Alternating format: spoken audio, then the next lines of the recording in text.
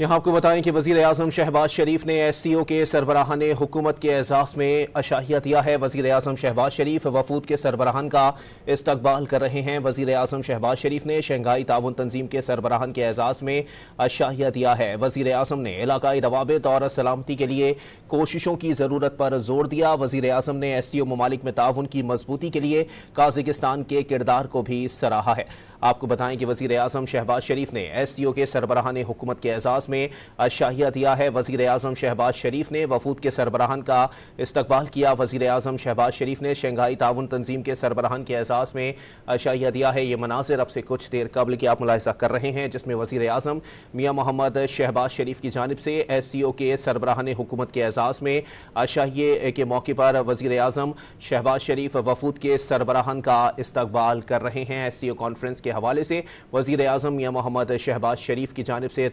इजलास में शरीक तमाम सरबराहान हुकूमत के एजाज़ में जो है वो अशाहिया दिया गया है। ये मनाज़िर आप अपनी टेलीविज़न स्क्रीन पर मुलाहिज़ा कर रहे हैं, जिसमें वज़ीर आज़म मियाँ मोहम्मद शहबाज शरीफ की जानिब से इजलास में शरीक सरबराहान मुमलिकत को खुश आमदीद कहा जा रहा है। साथ ही साथ आपको वाज़े करते चलें कि वज़ीर आज़म मियाँ मोहम्मद शहबाज शरीफ ने शंघाई ताउन तंजीम के सरबराहान के एजाज़ में अशाहिये के मौके पर इस इजलास की मेज़बानी करना पाकिस्तान के लिए बाइस फ़ख्र करार दिया। वज़ीर आज़म शहबाज शरीफ ने SCO के सरबराहान हुकूमत के एजाज़ में अशाहिया दिया है। वज़ीर आज़म शहबाज शरीफ वफूद के सरबराहान का इस्तकबाल कर रहे हैं। इस वक्त इस्लामाबाद को जो है वो दुल्हन की तरह सजा दिया गया है। तमाम रास्तों पर जो है वो लाइट्स मौजूद हैं। इस वक्त सिक्योरिटी के भी इंतहाई सख्त इंतज़ामात किए गए हैं और रेड जोन आने वाले तमाम रास्तों को भी सील कर दिया गया है। वज़ीर आज़म शहबाज शरीफ ने SCO के सरबराहान हुकूमत के एजाज़ में अशाहिया दिया है। वज़ीर आज़म शहबाज शरीफ वफूद के सरबराहान का इस्तकबाल कर रहे हैं।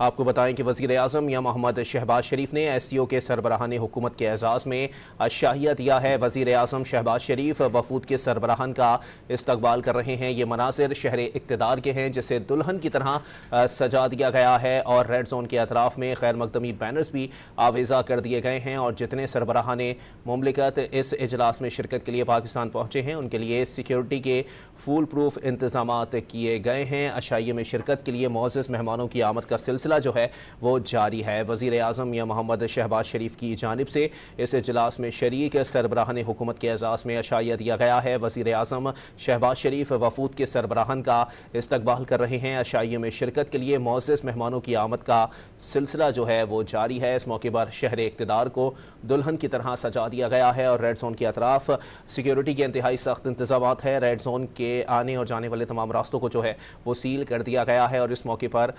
सिक्योरिटी के सख्त इंतज़ामात हैं और शहर भर में इस वक्त खैर मकदमी बैनर्स आवेज़ा कर दिए गए हैं। वज़ीर आज़म शहबाज शरीफ की जानिब से SCO के सरबराहान हुकूमत के एजाज़ में अशाहिया दिया गया है। आपको वाज़े करते चलें कि अशाहिये में शिरकत के लिए मोअज़्ज़ज़ मेहमानों की आमद का सिलसिला जारी है। इसी पर बात करेंगे ब्यूरो चीफ इस्लामाबाद इफ्तिखार शिराज़ी हमारे साथ मौजूद हैं। जी शिराज़ी साहब, बताइएगा, सरबराहान मुमलिकत के एजाज़ में अशाहिया दिया गया है, शहर इक़्तिदार में इस वक्त क्या गहमा गहमी है?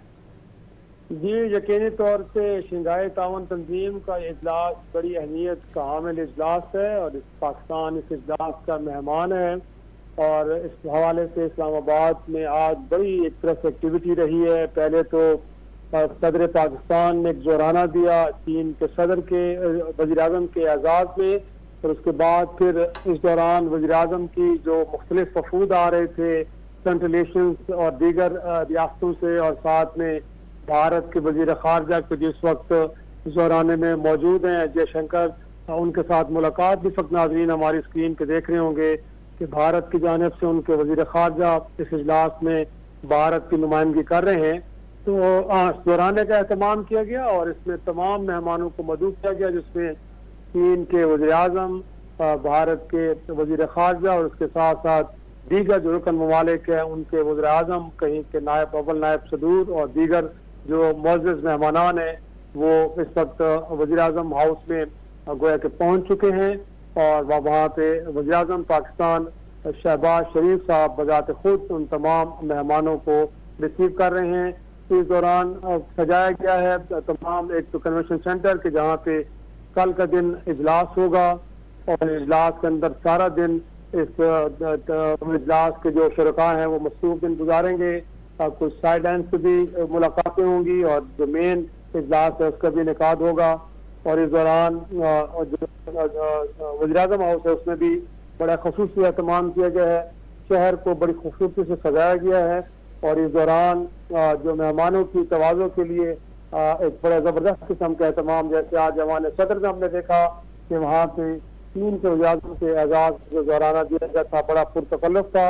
और मेहमानों के गोए के मिजाज को सामने रखते हुए वहाँ पे डिशेज तैयार की गई थी। तो यहाँ पे भी पाकिस्तान की ट्रेडिशनल डिशेज और दीगर मुख्तलिफ खानों का एहतमाम किया गया है। यकीनी तौर पर पाकिस्तान इस इजलास का मेज़बान है, तो हर हवाले से इस बात का ख्याल रखा जा रहा है कि मेहमानों को हर हवाले से लुक आफ्टर किया जाए और ताकि जो इस वक्त मेज़बानी के फ़राइज़ पाकिस्तान अंजाम दे रहा है उसमें किसी किस्म की कोई कमी बाकी न रहे। तो इस वक्त जो नाज़रीन हमारे स्क्रीन पर देख रहे हैं कि वज़ीर-ए-आज़म पाकिस्तान बाकायदा तौर पर खुद मौजूद मेहमानान गिरामी को रिसीव कर रहे हैं और इस वक्त मेहमानों की आमद का सिलसिला जारी है। और प्राइम मिनिस्टर पाकिस्तान की जानिब से SCO सरबराहान हुकूमत के आगाज में जो पुरतकल्लुफ़ खाने का एहतमाम, इशाइये का एहतमाम किया गया है उसमें वो शरीक हो रहे हैं। और इसमें वफाकी काबीना के अरकान और दीगर भी अहम शख्सियात जो इस वक्त हैं और मुमकिन तौर पर army chief general Syed Asim Munir भी मुमकिन तौर पर इस दौरान का इशाइये का हिस्सा होंगे। जी अच्छा शराई साहब बताइएगा, कल एक बहुत इंपॉर्टेंट दिन है पाकिस्तान के लिए, इतनी बड़ी कॉन्फ्रेंस का पाकिस्तान जो है वो मेज़बानी कर रहा है, कल के लिए क्या इंतजामात की इत्तलात हैं? जी देखें, शहर में सिक्योरिटी के तो बड़े फूल प्रूफ इंतजामात किए गए हैं। और जैसे मैंने बताया कि एक आम तातील की गई मंडे से लेके वेंसडे तक, गोया के बुध तक दफातर सरकारी, निजी और दीगर जो बिजनेसेस हैं वो काफी हद तक बंद हैं। शहर के अंदर खुसूसी तौर पे रूट्स का एक तरह से एहतमाम किया गया कि जो आम लोग हैं वो किस तरह से गुजरेंगे। मेहमानान गिरामी के लिए नूर खान एयरबेस के ऊपर जो वो तैयार उतर रहे हैं, अगरचे इंटरनेशनल एयरपोर्ट दूर है बट नूर खान एयरबेस को इस्तेमाल किया जा रहा है मेहमानों की आमद के लिए। और इस दौरान तमाम रास्ते के ऊपर फूल प्रूफ और सिक्योरिटी के इंतजाम हैं। और फिर जहाँ जहाँ मेहमान ठहरे हुए हैं वहाँ पे भी सिक्योरिटी बड़ी ज़बरदस्त अंदाज में रखी गई है और गैर ज़रूरी अफराद को उस तरफ जाना मुमकिन नहीं है। तो गोया हम कह सकते हैं कि इस वक्त जो रेड जोन का इलाका है जहाँ पे इस कॉन्फ्रेंस का इनेकाद भी होना है वो मुकम्मल तौर पर सील है और वहाँ पे गैर मुतल्लिक़ अफराद का जाना नामुमकिन बना दिया गया है। और इस दौरान जैसे मैंने आपको बताया कि कन्वेंशन सेंटर पाकिस्तान का बड़ा एक वो जगह कि जहाँ पे माजी में भी कई अहम कॉन्फ्रेंसेस होती रही हैं, तो उस कन्वेंशन सेंटर की तज़ीन और आरइश दोबारा से की गई है और उसे बेहतर अंदाज में दोबारा से एक तरह से उसका जो एक तरह से स्ट्रक्चर है उसको बेहतर किया गया है ताकि जो कॉन्फ्रेंस हो रही है उसके जो इनेकाद को है वो बेहतर अंदाज में यकीनी बनाया जाए। तो वो भी मुकम्मल हो चुकी है। और जैसे मैंने पहले बताया कि शहर को मुकम्मल तौर पर सजाया गया है, गोया कि दिन के वक्त या रात के वक्त बाकायदा शहर पूरी तरह दुल्हन की तरह का मंजर पेश कर रहा है। तो जिसका बुनियादी मकसद ये है कि पाकिस्तान एक इंटरनेशनल कॉन्फ्रेंस का मेज़बान है और इस कॉन्फ्रेंस को पूरी दुनिया में एक तरह से देखा जा रहा है। तो जो इमेज है पाकिस्तान को बेहतर अंदाज में पोर्ट्रे किया जाए। तो बड़े ज़बरदस्त इंतजाम हैं और जिस अंदाज से मेहमान आ रहे हैं, गोया कि वफाकी काबीना के अरकान किसी मेहमान को रिसीव कर रहे हैं तो किसी को खुद वज़ीर-ए-आज़म एयरपोर्ट पर जाके रिसीव कर रहे हैं। तो एक बड़ी गर्मजोशी दिखाई दे रही है। और आज जैसे जोराना था तो वहाँ पे भी चीन के वज़ीर-ए-आज़म और सदर पाकिस्तान और वज़ीर-ए-आज़म भी मौजूद थे, आर्मी चीफ भी उस जोराने में मौजूद थे। तो बड़ा खुशगवार माहौल था और दोनों तरफ की क़यादत ने बड़ी गर्मजोशी के साथ एक दूसरे से मुसाफा भी किया और गुफ्तगू का सिलसिला भी चला और काफ़ी देर तक चीन के वज़ीर-ए-आज़म मेहमान सदर में रहे। और इस वक्त हम देख रहे हैं कि जोराने में जो शिरकत है बड़े भरपूर अंदाज में हो रही है। यहाँ तक कि भारत के वज़ीर ख़ारजा भी जोराने का हिस्सा बने हैं। तो बड़ा अब तक का जो माहौल जा रहा है वो बड़ा ही कमाल का है, अच्छा है। और ये यकीनी तौर पर पूरी दुनिया में इस जो इवेंट है इसकी कवरेज भी हो रही है। पाकिस्तान के अंदर जो मुख्तलिफ रुकन ममालिक है इस इजलास के वो और साथ में इंटरनेशनल मीडिया के दीगर भी अफराद हैं कि जो आए हुए हैं। और यहाँ पे पाक चाइना सेंटर के अंदर मीडिया के लिए खसूसी एक सेल कायम किया गया है, वहाँ पे मीडिया फैसिलिटेशन सेंटर कायम किया गया है और वहाँ पे जो सहाफ़ी इस इवेंट को कवर कर रहे हैं उनको हर तरह की सहूलियात मुयसर की गई हैं। जी अच्छा शिराई साहब, ये भी बताइएगा कि इजलास से हटकर जो मुलाकातें मुतवक्के थीं वो तमाम मुलाकातें हो चुकी हैं या उनमें मजीद कुछ ऐसी शख्सियात हैं जिनसे मुलाकातों का इम्कान अभी है? जी देखें, इस वक्त तो जो जितनी मुलाकातें साइड लाइन्स पे थी, जिसमें चीन के वज़ीर-ए-आज़म के साथ वज़ीर-ए-आज़म की मुलाकात, सदर की मुलाकात, यहाँ तक स्पीकर कौमी असम्बली अयाज सादिक की, चेयरमैन सेनेट सैयद यूसुफ रज़ा गिलानी और दीगर अहम शख्सियात के साथ जो मुलाकातें थी वो हुई हैं। इसके अलावा दीगर ममालिक के जो वज़ीर-ए-आज़म आए हुए हैं या उनके अव्वल नायब सदर, उनके साथ भी कुछ मुलाकातें आज के दिन, तो मैंने जैसे कहा कि वज़ीर-ए-आज़म ने आज का दिन बड़ा मसरूफ गुजारा है, साइड लाइन्स के ऊपर हुई हैं मुलाकातें, लेकिन तवक्को ये भी की जा रही है कि कल के रोज भी कुछ मुमकिन मुलाकातें होंगी। अभी तक इस बारे में किसी किस्म की इत्तला हम तक नहीं पहुंची कि जो भारत के वजीर खारजा हैं जयशंकर, वो अगरचे आज आफ्टरनून में पाकिस्तान पहुंचे हैं तो गोया कि उनके साथ भी कल मुलाकात मुतवक्की है या नहीं, इस हवाले से अभी तक कुछ तय नहीं हो पाया। लेकिन बाकी काफी मेहमानों के साथ वज़ीर-ए-आज़म की और साथ में सदर, स्पीकर कौमी असम्बली और चेयरमैन सेनेट की मुलाकातें और साथ में एक आध कहीं मुलाकात आर्मी चीफ की भी हुई है मुअज़्ज़ज़ मेहमानान गिरामी से। जी अच्छा शिराई साहब, ये भी बताइएगा कि इस अशाइये के इख्तिताम के बाद जो लोग शरीक हैं, जो सरबराह मुमलिकत इस इजलास में शरीक होने के लिए पाकिस्तान पहुंचे हैं, उनकी कोई मसरूफियात आगे भी रहेंगी? नहीं, अभी तक तो कुछ ऐसा नहीं है। सिर्फ ये है कि कल जैसे हमने बताया कि वज़ीर-ए-आज़म ने और चीन के वज़ीर-ए-आज़म ने मुशतरका तौर पे गवादर इंटरनेशनल एयरपोर्ट का वर्चुअल इफ्तिताह किया और इस मौके पे पौधा भी लगाया गया। माजी में ये जरूर रिवायत रही है कि जब मेहमानान गिरामी आते रहे हैं तो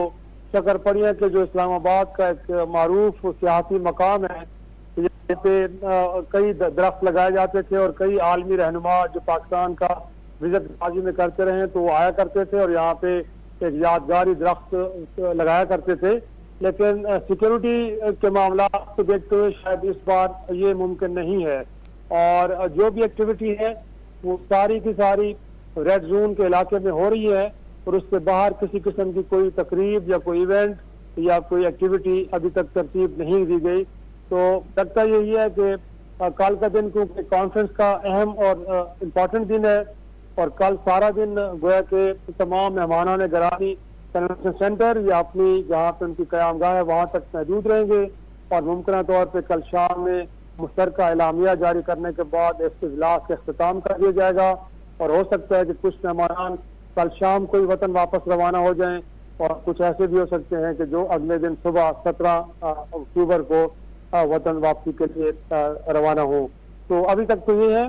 और इसके अलावा उनकी जो मसरूफियात हैं कि किसी दूसरे बड़े शहर की तरफ जाना, वो लाहौर है या कराची, उस हवाले से अभी तक कोई प्रोग्राम हमारे सामने नहीं आया। जी अच्छा शिराई साहब, ये भी बताइएगा कि इजलास की मेज़बानी तो पाकिस्तान ने करनी थी, लेकिन भारतीय वज़ीर ख़ारजा की शिरकत के बाद ये इजलास कितना गैर मामूली हैसियत इख्तियार कर गया है? जी बिल्कुल, यकीनी तौर पे पहले मरहले पे तो इस बात की तवक्को की जा रही थी कि शायद क्योंकि सरबराह हुकूमत का ये इजलास है उस सतह का है तो भारत के वज़ीर-ए-आज़म नरेंद्र मोदी साहब खुद इसमें शरीक होंगे। लेकिन जयशंकर के बारे में भी कहा जाता है कि वो भारतीय कैबिनेट के बड़े एक अहम रुकन तस्वर होते हैं और भारतीय वज़ीर-ए-आज़म नरेंद्र मोदी के बाद अगर वहाँ पे कोई अहम तरीन शख्सियत हैं तो वो जयशंकर को तस्वर किया जाता है। तो उनकी इस इजलास में शिरकत को भी बड़ी अहमियत दी जा रही है। लेकिन इसके साथ साथ इस बात पे भी गुफ्तगू हो रही है कि क्या पाकिस्तान और भारत के दरमियान ये कॉन्फ्रेंस जो मौका फराहम कर रही है कि कहीं साइड लाइन के ऊपर गुफ्तगू हो और उसके बाद कोई एंगेजमेंट का सिलसिला आगे बढ़े। क्योंकि कल जो साबिक वज़ीर-ए-आज़म नवाज शरीफ साहब ने एक भारतीय सहाफ़ी बरकत साहबा के साथ गुफ्तगू की, इस वक्त मीडिया पे वो भी एक तरह से डिबेट हो रही है और जिसमें नवाज शरीफ साहब ने इस ख्वाहिश का इज़हार किया है कि दोनों मुल्कों को माजी को बुला के आगे बढ़ना चाहिए और ताल्लुकात की बेहतरी के लिए आगे बढ़ के एक दूसरे को एंगेज करना चाहिए। और उन्होंने इस ख्वाहिश का भी इज़हार किया कि काश इस इजलास के अंदर नरेंद्र मोदी साहब भी शरीक होते तो अच्छा होता। तो मेरे ख्याल में जरूर देखा जा रहा है कि पाकिस्तान और भारत के ताल्लुकात में एक सर्द लहर रही है बड़े अरसे से, बल्कि पिछला जो इजलास गुजरा है सितंबर में अक़वाम मुत्तहिदा की जनरल असम्बली का, वहाँ पे भी दोनों ममालिक की जानिब से तकारीर हुई हैं वो कुछ ज़्यादा अच्छी नहीं थी, एक तरह से उसमें तलखी पाई जा रही थी। तो अब उम्मीद की जा रही है कि वो आए हैं आज और कल को अगर ये एक अनएक्सपेक्टेड चीज़ें हो कि जिसमें साइदान के ऊपर कोई गुफ्तगू हो, क्योंकि अभी भी जब वो शाइया में आए हैं तो एक खुशगवार मूड में मुलाकात हुई है और उसमें को हमें किसी किस्म का कोई स्ट्रेस देखने को नहीं मिला। क्योंकि आपको याद होगा कि गुज़श्ता बल्कि 2023 की बात है कि जब गोवा के अंदर वज़ीर ख़ारजा की सतह पे इजलास हुआ था तो उसमें बिलावल भुट्टो ज़रदारी साहब शिरकत के लिए की जानिब से, बट वहाँ पे मुलाकात के अंदर एक स्ट्रेस हमें देखने को मिला था, लेकिन वो स्ट्रेस यहाँ पे देखने में नहीं मिल रहा। तो उम्मीद की जानी चाहिए कि कल कुछ ऐसा हो, लेकिन जिसके इम्कानात बड़े कम हैं कि पाकिस्तान और भारत इस इजलास के साइडलाइन के ऊपर तो गुफ्तगू करें और उसके बाद कुछ चीज़ें आगे बढ़ें, तो इसके इम्कानात बड़े कम लग रहे हैं। लेकिन उनका पाकिस्तान आना, इस इजलास में शरीक होना, इसको बाहर मुस्बत निगाह से देखा जा रहा है कि ये भी वारा अपनी कहीं एक डेवलपमेंट है। अच्छा शिराई साहब, ये भी बताइएगा कि जाहिर सी बात है मुस्लिम लीग नून के ही प्राइम मिनिस्टर इस वक्त शहबाज शरीफ साहब हैं, तो मुस्लिम लीग नून के सदर मियां नवाज शरीफ साहब की जानिब से जो है वो स्टेटमेंट दिया गया है कि हम चाहते हैं कि पाकिस्तान और भारत के जो ताल्लुकात हैं उनमें जो है वो तनाव की जो कैफियत है वो ख़त्म हो जाए। इस मौके पर यह बयान कितनी हैसियत रखता है और क्या मामला आगे कुछ बेहतरी की जानिब दिखाई देंगे? बिल्कुल, वज़ीर आज़म रहे हैं वो 3 बार इस मुल्क के नवाज शरीफ साहब, और कोई भी लफ्ज उसकी बड़ी अहमियत है। और वो खुद इस वक्त जो रूलिंग पार्टी है, जो हुक्मरान जमात है मुस्लिम लीग नून, उसके वो सदर भी हैं। तो गोया कि उनके स्टेटमेंट को इसीलिए हिंदुस्तान में भी मीडिया के अंदर डिबेट किया जा रहा है और पाकिस्तान के अंदर भी कहीं ना कहीं मुख्तलिफ फोरम्स के ऊपर इस स्टेटमेंट को बड़ी अहमियत दी जा रही है, डिस्कस डिबेट किया जा रहा है और अप्रिशिएट भी किया जा रहा है कि तमाम तर तलखियों के बावजूद, इसके बावजूद कि 2019 में हिंदुस्तान ने मकबूजा कश्मीर की खुसूसी हैसियत खत्म कर दी थी, 370 और 35A को एबॉलिश करके उसको एनेक्स कर लिया, लेकिन उसके बावजूद भी अगर पाकिस्तान की हुक्मरान जमात के सदर की जानिब से इस तरह की स्टेटमेंट देखने को मिल रही है तो जहाँ कुछ लोग इसको तनकीद का निशाना बना रहे हैं वहाँ पे लोग इसकी तारीफ कर रहे हैं कि बहुत मुस्बत बात उन्होंने की है। और असहज में अब लोग ये सवाल कर रहे हैं कि नवाज शरीफ साहब की स्टेटमेंट को हिंदुस्तान की नजर से देखता है और बिलखुसूस वहाँ के वज़ीर आज़म इसको किस तरह रिस्पॉन्ड करते हैं, क्योंकि ये किसी आम आदमी की स्टेटमेंट नहीं है। इस मुल्क में 3 बार वज़ीर आज़म रहने वाले शख्स ने ये बात की है। तो मेरे ख्याल में अब इस बात की उम्मीद भी की जा रही है, इंतजार भी किया जा रहा है तो शायद हिंदुस्तान इस मामले को लेके कोई बात करे। और अगर कल के दिन साइडलाइंस के ऊपर मीडिया को इस बात का मौका मिलता है कि जयशंकर साहब को एंगेज किया जाए तो यकीनी तौर पे पाकिस्तान का मीडिया हो या फिर हिंदुस्तान का मीडिया हो, हम कोशिश करेंगे कि उनसे यही सवाल उनके सामने रखा है कि क्या इस कॉन्फ्रेंस में पाकिस्तान और हिंदुस्तान को ये मौका फराहम किया है कि जो सर्द मेहरी पाई जा रही दोनों मुल्कों के ताल्लुकात में अब उसको ख़त्म किया जाए और माजी की तलखियों को भुला के आगे बढ़ा जाए। तो ये सवाल किया जा सकता है, लेकिन डिपेंड कि क्या कल के दिन मीडिया को ये मौका मिलता है कि पाकिस्तान की क़यादत या भारत की क़यादत के साथ किसी किस्म की कोई एंगेजमेंट हो। तो देखें ये सारी गुफ्तगू हो रही है और जैसे आपने कहा कि मियां नवाज शरीफ साहब की स्टेटमेंट यकीनी तौर पर इसको वेलकम किया जा रहा है। तो अब इसको लेके कोई डेवलपमेंट भी होती है कि नहीं होती, मेरे ख्याल में इस हवाले से भी हम कुछ ज़्यादा वाज़ेह तौर पर नहीं बता सकते। अच्छा शिराई साहब, ये भी बताइएगा कि जाहिर सी बात है मुमकिना तौर पर बहुत सारे ममालिक चाहते हैं कि ये जो सर्द महरी है ये ख़त्म हो जाए, तो आपको लगता है कि कोई मुल्क जो है वो इस मामले के बाद सालिसी का किरदार अदा कर सकता है या किसी मुल्क की जानिब से जो है वो मुखालिफत की जा सकती है क्योंकि पाक भारत ताल्लुकात की बेहतरी उसके मफाद में ना हो? देखें, एक तो ये कि ये फोरम बहुत बड़ा फोरम है और इस फोरम के जो 2 अहम ममालिक है उसमें एक रूस है और दूसरा चीन है। एक और बात है कि चीन के खुद हिंदुस्तान के साथ बॉर्डर के डिस्प्यूट्स हैं, सदी तनाज़ात हैं, तो अगरचे दोनों ममालिक एक दूसरे के साथ अरबों डॉलर्स की ट्रेड भी करते हैं लेकिन उनके आपस में ताल्लुकात के अंदर एक तनाव भी पाया जाता है। लेकिन रूस एक ऐसा मुल्क है कि जिसके साथ हिंदुस्तान के ताल्लुकात की तारीख रही है, बिलखुसूस दिफा के शोबे में। तो अगर ये फोरम आगे बढ़ता है और जिस तरह का रोड मैप एक तय किया गया कि जिसमें माशी मैदान में, तजारती मैदान में, पीपल टू पीपल कॉन्टेक्ट और साथ में सकाफत के मैदान में ये रुकन ममालिक दूसरे के साथ ताउन को आगे बढ़ाएंगे, तो मेरे ख्याल में फिर लामहला तौर पे रूस का और चीन के लिए ये ज़रूरी हो जाएगा कि पाकिस्तान और हिंदुस्तान के दरमियान तनाज़ात को हल करने के हवाले से भी कोशिश की जाए। अगरचे ये फोरम इस बात की इजाज़त नहीं देता, लेकिन हमेशा होता ये है कि ऐसे फोरम के साइडलाइन के ऊपर जो गुफ्तगू होती है उससे कुछ राहें निकलती हैं ताल्लुकात में बेहतरी की। तो मेरे ख्याल में इस फोरम के अहदाफ को मुमकिन बनाने के लिए भी दो तरफा तनाज़ात को हल करना बड़ा ज़रूरी है। और इस बात का इदराक मेरे ख्याल में रुकन ममालिक को है कि जब तक बाहमी तनाज़ात को हल नहीं किया जाएगा तब तक इस फोरम को बाकायदा तौर पर बामकसद नहीं बनाया जा सकता, क्योंकि इससे पहले हमने देखा है कि गोया कि सार्क एक बहुत अच्छा फोरम है, लेकिन क्योंकि पाकिस्तान और हिंदुस्तान के दरमियान जो बाहमी तनाज़ात हैं उसने सार्क की राह में बहुत बड़ी रुकावट पैदा की हुई है। तो शंघाई तावन तंजीम के ममालिक को भी मालूम है बाहमी तनाज़ात को हल किए बगैर आगे नहीं बढ़ा जा सकता। तो उम्मीद करनी चाहिए कि आने वाले वक्त में शायद कोई भी मुल्क, रूस हो या चीन, सालिस का किरदार अदा कर सकता है। बहुत शुक्रिया इफ्तिखार शिराजी साहब, हमें अपडेट कर रहे थे।